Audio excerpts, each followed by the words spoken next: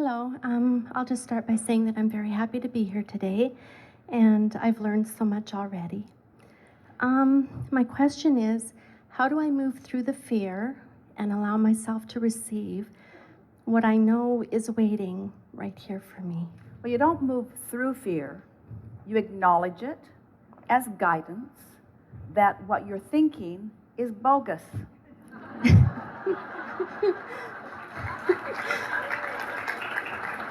The feeling of fear, think about it. When you feel fear, the significant thing that it's telling you is you're thinking of something that your inner being isn't thinking of. Because if your inner being agreed with you, you'd be feeling elation.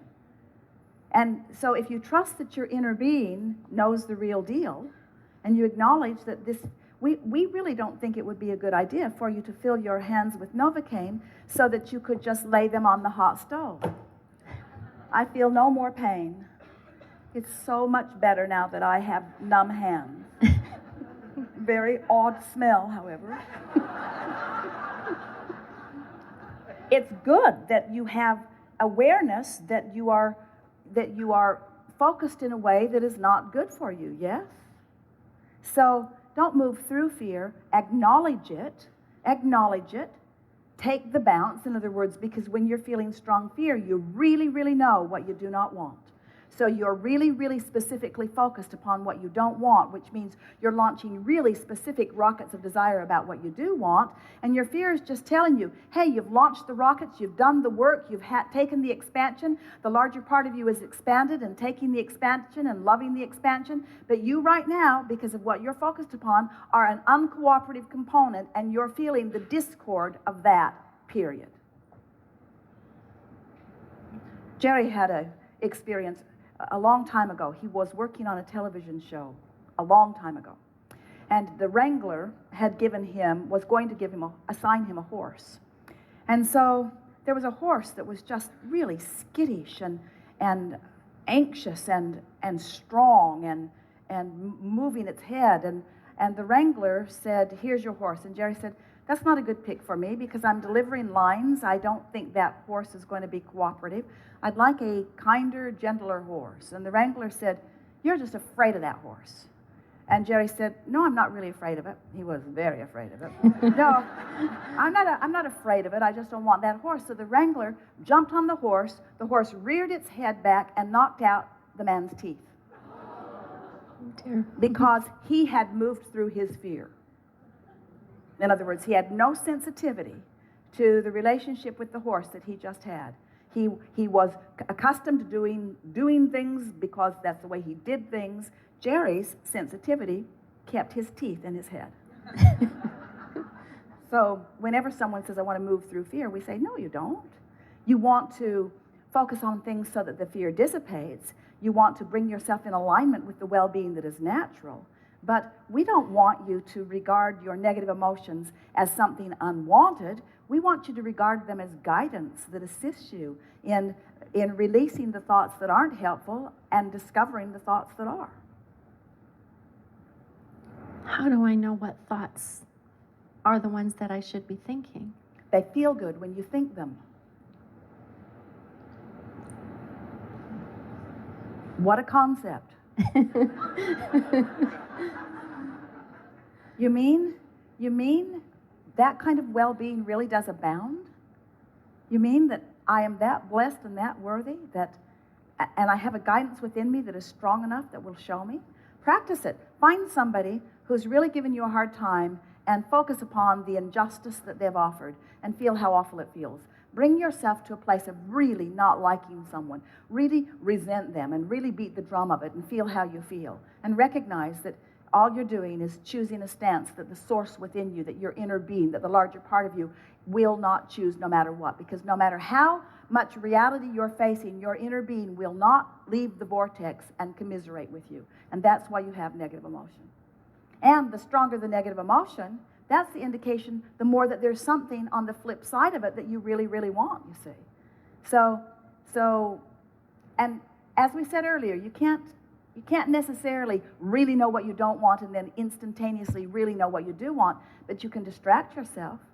The fastest way, we have fun with these money and manifestation cards. These are brilliant. We wrote them.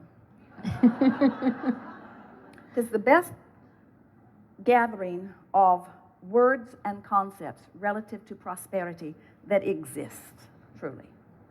So let's say you are fearful about money. Let's say that there's not enough, that bills are piling up, that things are happening. And so you decide that you are going to do something about it. So you purchase these wonderful cards and you begin to read and you say, I can see my world through the eyes of Source. Right. Whenever I am feeling good, I am attracting good. Cool.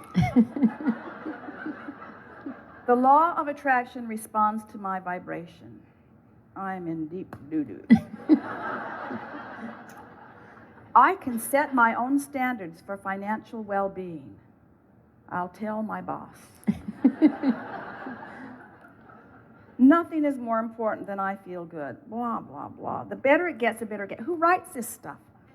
I can pivot under any and all conditions.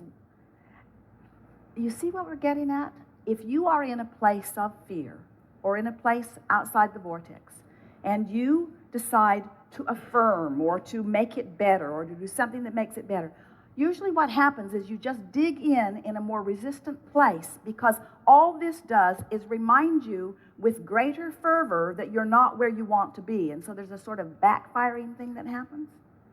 So it's better, rather than hitting it head on, to change the subject, to get off the subject that is agitating you or off the subject to which you are feeling so much fear, and try to find something that you feel better about. Often, when you really don't feel good, the best thing to do is to meditate or to take a nap or to do something to break the evil spell of the point of attraction just a little bit. We're kidding you about the evil spell thing, you know, but to break the point of attraction, because as you then find something that feels better. So this is the point of what we've been talking about today. You've heard it all day long from us, is that it's far more productive and far easier for you to find yourself in the vicinity of the vortex and then milk that a little bit than to go from a fearful place and try to move into the vortex, because what you've got going on vibrationally is just going to reflect more back to you. So if you're in a place where you're really feeling fear and someone says push through it, maybe what they mean is just hang on, because you cannot maintain that level of fear for a very long time, because you're going to be distracted with life, you're going to be distracted with sleep, in other words, this too shall pass. And if you're aware that it will pass and you're looking for opportunities for it to pass and you're finding other moments that feel better, we promise you, when you find yourself in the vicinity or in the vortex, that's when you want to do the work. So the way you release fear from your experience is by replacing it with confidence and certainty. The easiest way to release fear from your experience is to find something to love, something easy to love, and focus upon the fact that you love it and how much you love it. In other words, it really is about the amount of airtime that you've been giving to things. But you have been living under a misconception, as have most people on the planet. Most people think that stuff just happens, and when bad stuff happens, and you look at it, and you have to, that you're going to feel fear, and that there's not anything that you can do about it. And we want to say, even under the most fearful of conditions, you don't have to feel fear, because you have the ability to change the subject. So why wouldn't anyone? This is a big question that we want you to consider about yourself. Why wouldn't anyone be willing to change the subject from a fearful one to a joyful one? Why would you not be willing to do that?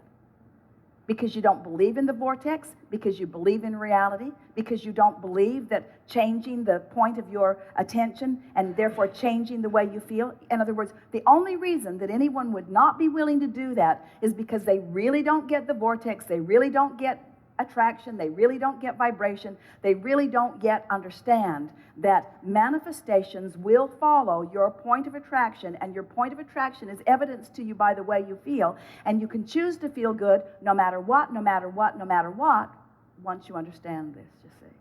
So when you say, how can I push through fear?